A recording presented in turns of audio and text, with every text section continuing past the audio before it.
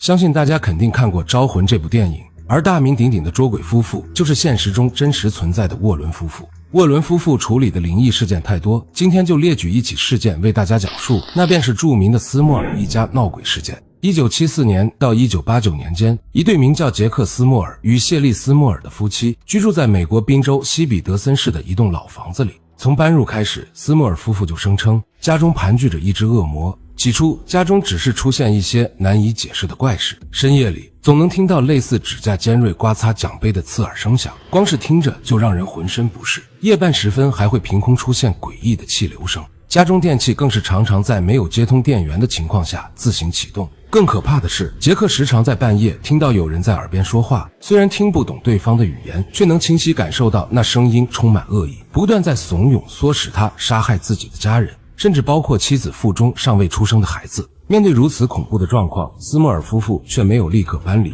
一方面，他們自欺欺人地認為，只要與靈體互不打擾，井水不犯河水，彼此就能勉強和平共處。而更現實的原因是，他們經濟拮據，根本沒有錢購置新房。就這樣，一家人在這棟充滿詭異氣息的房子裡戰戰兢兢地住了許多年。打破這種詭異平衡的是謝利的親戚瑪麗。瑪麗的母親曾因心肌梗塞險些喪命，死裡逃生後，瑪麗意外獲得了陰陽眼，能夠看見常人無法察覺的靈體。她前來探望斯莫爾一家，暫時住進了這棟房子，也因此親身遭遇了一系列恐怖經歷。入住第一天，瑪麗就在半夜被一群人交談的聲音吵醒，她早已習慣靈異現象，並未放在心上。第二天夜裡，同樣的說話聲再次將他驚醒。他睜開眼，竟看見一團濃重的黑影飄進房間，徑直穿透牆壁，消失不見。見怪不怪的瑪麗只是蒙頭繼續睡覺，心理素質堪稱強大。直到第三天，瑪麗再次被聲音吵醒，這一次不再是嘈雜的人群聲，而是一個低沉陰冷的單一嗓音，說着她完全聽不懂的陌生語言。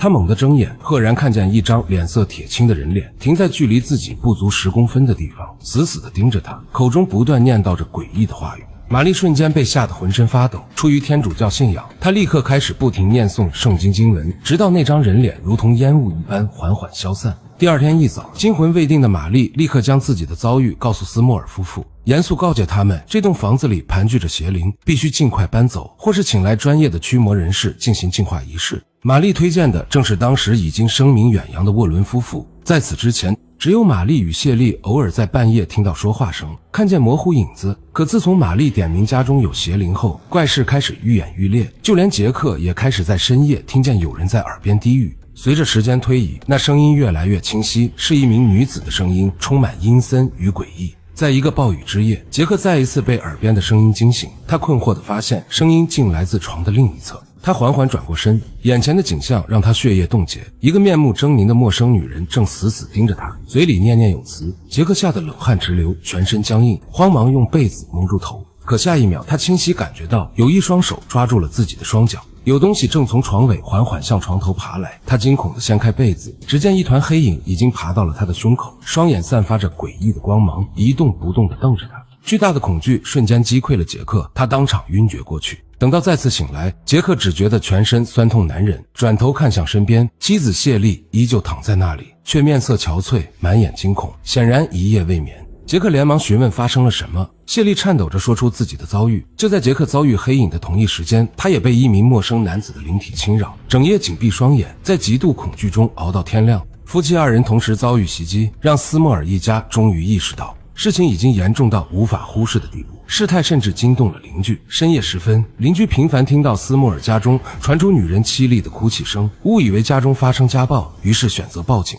面對警方詢問，斯莫爾夫婦百口莫辯，只能表示自己完全不清楚聲音的來源。這時他們才想起瑪麗的警告，正式聯繫並邀請了沃倫夫婦。直到1986年，沃倫夫婦才正式介入這起案件。埃德沃倫在調查期間聲稱，家中的惡魔甚至在鏡子上留下了一行充滿挑釁的訊息，直指沃倫夫婦滾出去。羅琳·沃倫還邀請了另一位靈媒羅斯瑪麗一同協助調查。兩人在充分勘查後，決定開展通靈儀式。儀式過程中，羅琳與羅斯不斷冒汗，五官因痛苦而扭曲，場面十分詭異。儀式結束後，埃德神情凝重地告知斯莫爾一家，他們面對的是完全無法溝通的暴力靈體，這種特徵通常只有高階惡靈才具備。羅斯被嚇得渾身僵硬，久久說不出一句話。即便見多識廣，經歷過無數靈異案件的羅琳也面色慘白，許久才平復情緒。羅琳透露，這棟房子裡一共存在4隻靈體，第一隻是一名不知道自己已經死亡的女性靈體，第二隻是有暴力傾向，曾犯下殺人案的女性靈体，第三隻是在這棟房屋內被虐殺身亡的男性靈体。這3隻靈体雖然詭異，但對活人的影響有限，危險性不高。真正致命的是第4隻來自地獄深處的遠古惡靈。這隻惡靈的最終目的就是將斯莫爾一家人全部拖入地獄，一同陪葬。查明惡靈存在後，沃伦夫婦立刻嘗試進行簡單淨化儀式。艾德播放驅魔專用的誦經錄音帶，四處噴灑聖水，試圖壓制惡靈。可羅琳清晰感覺到，惡靈不僅沒有被驅散，反而依舊盤踞在家中。這棟老房子常年陰暗潮濕，陽光難以照入，絕佳的環境不斷助長惡靈的力量，讓其邪惡能量日益強大。更糟糕的是，另外3隻普通靈體也被惡靈控制，囚禁在屋內，無法離開。本應平息事態的净化儀式非但沒有起效，反而徹底激怒了惡靈，家中靈異現象變得更加劇烈恐怖。傑克斯莫爾甚至一度被惡靈附身，雙眼瞬間变得血紅，口中不斷噴出白色煙霧，屋內溫度骤降，墙壁裡傳出阵阵低沉的呜咽聲，現場宛如人間煉獄。沃倫夫婦立刻與斯莫爾家人合力控制住被附身的傑克，用繩索將他捆綁，防止他自殘或傷害家人。在接連數次無效的淨化後，沃倫夫婦意識到僅憑他們的能力已經無法解決問題，繼續下去不僅會危及斯莫爾一家，連他們2人也可能受到反噬。想要徹底消滅這隻惡靈，必須請來天主教會的正式驅魔師，舉行專業驅魔儀式。斯莫爾一家曾嘗試聯繫當地神父，卻被告知教會並無此人。沃倫夫婦心知當地教會因種種原因不願介入此事，於是動用自身人脈，從羅馬教廷請來了麥金納主教主持驅魔。麥金納主教剛踏入房子，就立刻感受到一股源自遠古的強大惡靈氣息。他當即判斷，普通淨化儀式完全無法抵擋這股力量，必須進行層次更深、強度更高的正式驅魔儀式。一切準備就緒後，麥金納親吻十字架，翻開聖經，開始念誦驅魔經文。驅魔儀式開始僅1小時，斯莫爾的女兒卡倫斯莫爾突然爆發出劇烈的哭泣與怒吼，身體不受控制的掙扎。